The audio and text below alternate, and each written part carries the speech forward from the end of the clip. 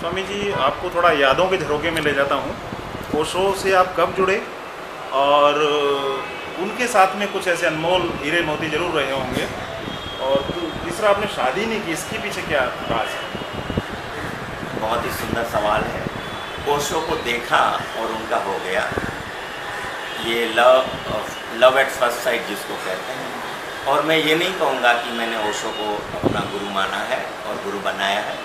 मैं ये कहूँगा कि ओशो की करुणा ने मुझे शिष्य के रूप में चुना है, शिष्य के रूप में स्वीकार किया है। और पिछले जन्मों की यात्रा का जो विज़न है मेरे पास, जिसके लिए मेरे पास कोई रीज़न नहीं है, क्योंकि विज़न हैज़ नो रीज़न, तो मैं बहुत ही क्लियर महसूस कर पाता हूँ, फील कर पाता हूँ कि मेरा और ओशो का जो संबंध है वो सिर्फ इसी जन्म का नहीं है, वो पिछले जन्मों से जुड़ा हुआ है।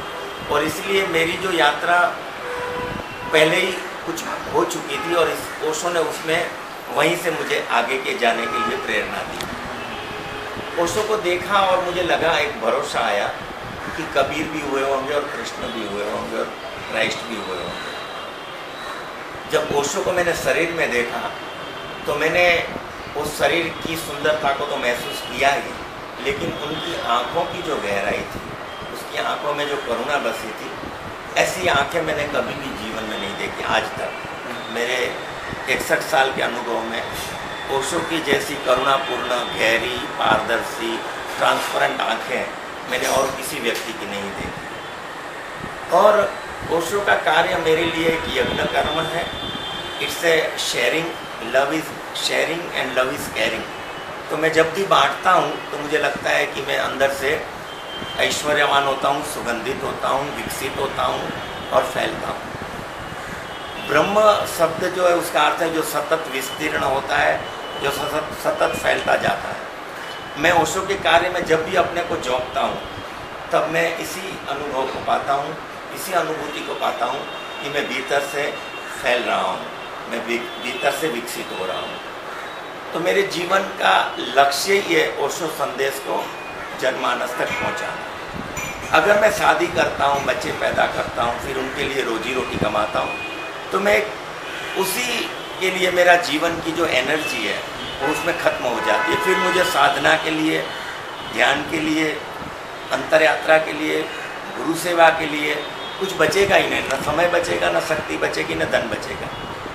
और जहाँ मेरी यात्रा हुई है, आध्यात्मिक यात्रा हुई है, वहाँ से शादी मेरे लिए बेमानी हो जाए। इट इज़ ए, जिसके लिए वो माने रखती है उनको मेरे लिए, मेरी ओर से शुभकामनाएं है कि वो वैवाहिक जीवन में आगे बढ़े। लेकिन वो कोटि जो पार कर चुके हैं उनके लिए विवाह और समाज के बंधनों में बंधना और बच्चे पैदा करना बेमानी है। तो मैं जहाँ खड़ा हूँ आध्यात्मिक स्तर पर, वहाँ बच्चे पैदा करना मेरे लिए कोई माने नहीं रखता। शादी करना, बिजनेस करना, मुझे कुछ जीवन में इससे भी ज़्यादा सार्थक पाने की खोज है। जैसे ध्रुव को थी, जैसे प्रहलाद को थी, जैसे नचिकेता को थी। तो ध्रुव ने, प्रहलाद ने, नचिकेता ने शादी नहीं की, बच्चे पैदा नहीं किए, क्योंकि उनको जीवन के परम सत्य को जानना था। तो मेरी भी खोज जीवन को परम सत्य को जानने की। क्या आपको लगता है कि परम सत्य को आप परम संभोग में रत हुए बगैर जान सकते हैं? बिल्कुल। शादी इज पार्ट ऑफ। बिल्कुल। मैंने इस जन्म में संभोग नहीं किया है, लेकिन इसका अर्थ ये तो नहीं है कि मैंने पिछले जन्मों में वो अनुभव नहीं लिया। वो अनुभव तो मेरे साथ इस जन्म में भी कैरी फॉरवर्ड होता है।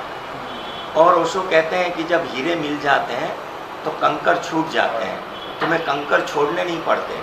तो ओशो ने मुझे ऐसे हीरे दिए हैं जिसके कारण ये जो सामाजिक व्यवस्था है उससे मैं आसानी से ऊपर उठ गया हूँ। दूसरा एक ये भी मान्यता है हिंदू रीति रिवाज में कि जब तक आपकी संतान आपकी चिता को मुखाग्नि नहीं देगी तब तक आपको मोक्ष नहीं मिल सकता है। ये बात 99% सही है, लेकिन 1% उन लोगों के लिए सही नहीं है जो स्वयं द्विज बनते हैं, जो स्वयं अपने को जन्म देते हैं।